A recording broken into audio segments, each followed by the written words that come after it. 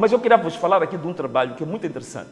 Depois dos pronunciamentos do NIA, um trabalho de Luca Bussotti. Luca Bussotti é esse senhor que vocês veem aqui, é um senhor italiano que é professor universitário, é um grande investigador, que ele escreveu um texto que muita gente não tomou em atenção.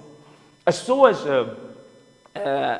falaram muito do NIA, mas esqueceram-se que antes de NIA falar, houve um artigo muito interessante, que eu vou pedir à produção para pôr aí. Vocês que são estudantes, procurem este artigo, né?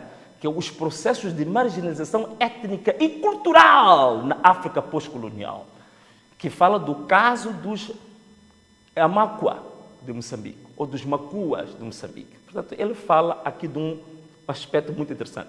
Uma das coisas que eu gostei deste trabalho é que é um trabalho muito atrevido, um trabalho muito ousado, é um trabalho muito corajoso, porque ele põe o dedo na ferida em coisas que nós não gostamos de falar delas, coisas que gostamos de passar por cima delas, colocar um penso rápido quando a ferida é grande. Quando nós temos um cancro, mas a gente põe um penso rápido por cima do cancro, que não vai curar o cancro. Então o Luca Bussotti provoca. E uma das coisas que ele provoca, não estou a dizer que eu concordo com ele ou não, mas ele levanta questões muito sérias. Uma das questões que ele levanta, e veja só, eu falo deste estudo por quê? Porque o estudo surge em menos de 2 meses ao pronunciamento de NIA. Agora, não sei se o NIA leu este artigo, mas bom, tenho alguma dúvida, mas se calhar não leu, mas talvez alguém foi falar com ele, que existe um trabalho que fala da marginalização dos Macuas. Mas este trabalho é um trabalho muito interessante, porque faz aqui uma resenha muito interessante, que diz que desde o tempo da luta armada, afirmou-se uma aliança num eixo, do eixo sul-norte. Este eixo sul-norte, a partir do sul, é, digamos, o epicentro no sul, nos Rongas e nos Xanganas, e no norte, nos Macondes. Esta aliança sul-norte, que foi firmada ainda durante a luta armada, é a mesma aliança dominante, na verdade, até os dias de hoje.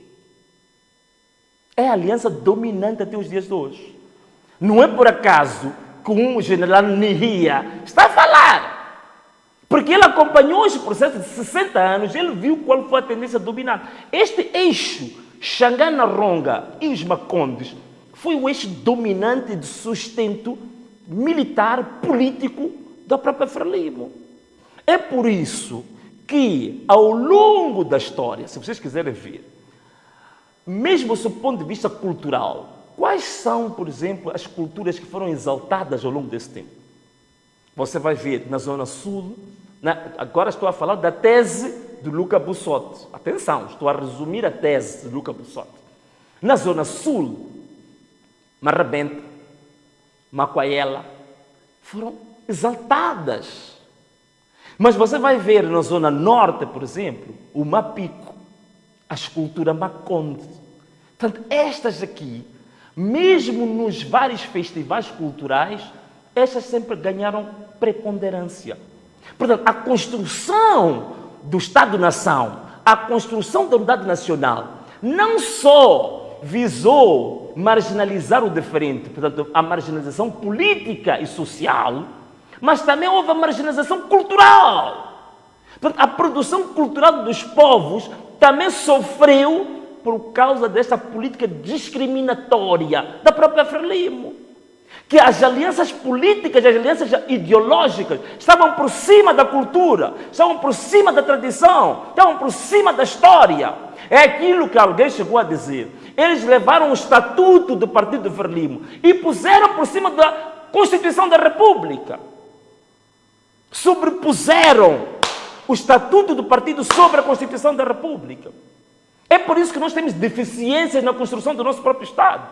Não sabemos qual é que é a direção do nosso Estado. Onde é que nós vamos? E nós vamos nos conduzindo em 47 anos de governação, de Estado. Mas um Estado imaginário. É por isso que é difícil em Moçambique você perguntar a alguém qual é o projeto de nação que nós temos. Qual é o projeto de sociedade que nós temos. Porque aquilo que foi sendo construído ao longo do tempo é tudo que é antissocial. Que é tudo que é antinacional. Que é tudo que é contra a unificação. apesar de se usar termos como unificação ou como termos comunidade nacional, mas toda a prática foi uma prática antinacional, foi uma prática discriminatória, foi uma prática de segregação. É por isso que logo depois da independência, nós tivemos irmãos nossos, porque pensavam diferentes. Foram os campos de reeducação, que eram campos de fuzilamento, na verdade. Eram campos de extermínio. Portanto, foi exterminada a sociedade politicamente. Né? A sociedade traz um trauma do extermínio político. Foi exterminada socialmente, foi traumatizada culturalmente. E foi, até certo ponto, estrupada ideologicamente. Então, isto é que foi a construção do Estado para o Partido Frelimo. Portanto, uma construção a partir da criação de traumas. Uma construção a partir, digamos, da violência cultural e ideológica sobre o próprio povo. Portanto, é assim como se construiu. Então, esse eixo que fala Luca Bussotti, entre o Sul e o Norte, entre os Xanganas, os Rongas e o Norte, é este eixo dominador ao longo da história e que dominou não só politicamente, socialmente, mas também dominou culturalmente. E é por isso mesmo que os próprios macuas, apesar de serem uma etnia maioritária, depois vem os cenas, ao longo da história deste país, sempre ficou claro a marginalização deste povo.